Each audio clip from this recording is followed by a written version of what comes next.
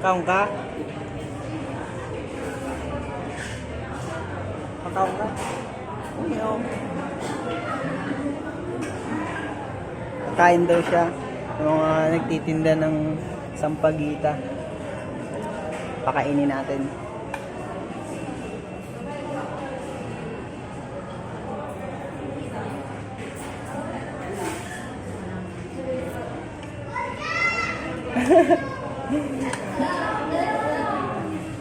Oh, kain ka? Dito ka na lang kumain.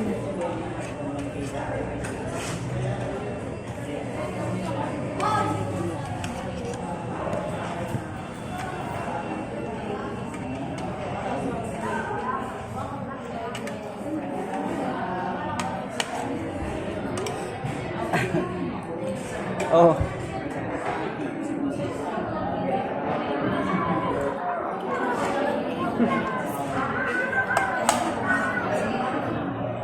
Hindi mo sa last mo.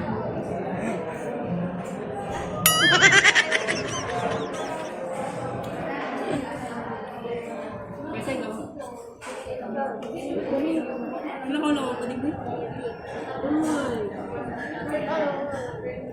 So, ako naman. Jackpot. Yan, may liwi ko mo yan.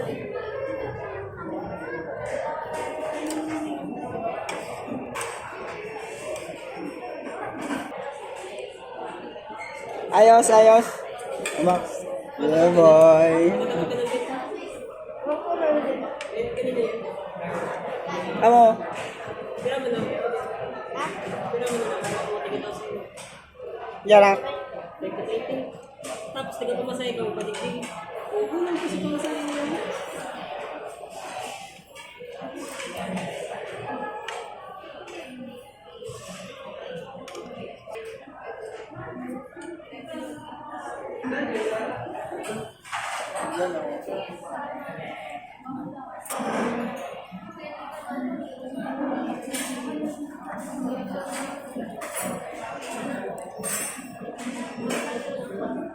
Ay, seriously ka?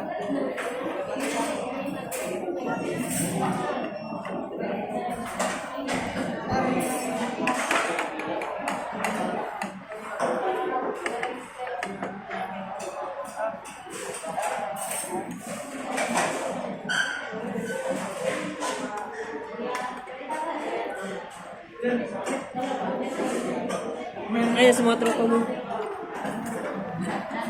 Ayan sa mga tropa mo. Sige, ano na.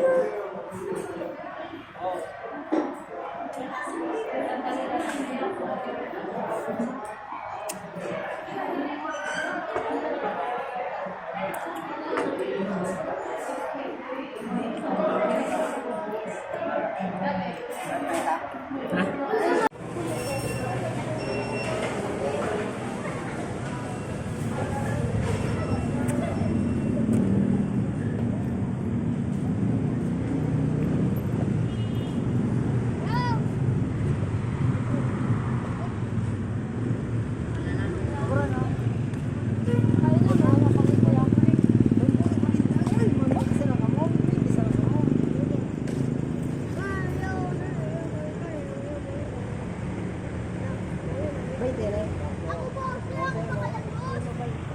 Ako boss, di ba bakalan? Pinakaon ka na.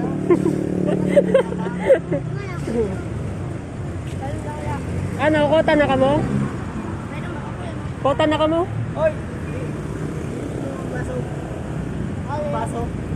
Dito yung baso. Hindi naman ako pa. Wala pa ba ka naman? Ha? Wala ka naman. Natakong ka sa bulo.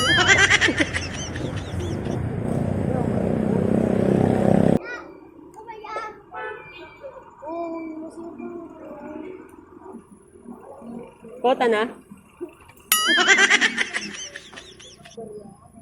Hindi ka. Ate, ulilan mo na ako. So, jackpot! Oh, box, box. Isdaya, kiss. Yak, isdaya. Tingnan mo nga naman ng pagkakataon na kaispa tayo ng mga batang hustlers. Sabi ng tropa ko, naawa ka ba dun pre kaya pinakain mo? Sabi ko, hindi. Bilib nga ako sa mga batang ganun eh. Bata pa lang dumidiskarte na. Sa tingin ko minsan parang mas maganda yung minsan maranasan mo yung panahon na nasa rock bottom ka. Para pag naging successful sila, may maikikwento silang ganong pagkakataon. Yun din ang makakapagpatatag sa atin eh. Parang tayo noon, nung walang-wala pa tayo. Tapos ngayon, tingnan mo tayo ngayon, wala pa rin. Ang saya kaya sa feeling na sa simpleng bagay makakapagpasaya ka ng tao. Para sa mga magulang nila, sana i-guide po natin sila sa tuwid na landas. Hanggat kayang suportahan natin sila. Suportahan natin sila sa gusto nila. Pero di naman natin masabi yan eh. Dahil sa hirap ng buhay ngayon, sana maging successful sila sa future.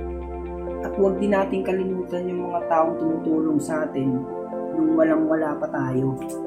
At yung taong rason kung ba't nandito tayo. So yeah, spread the love, live life. This is Val. New day sa inyong lahat.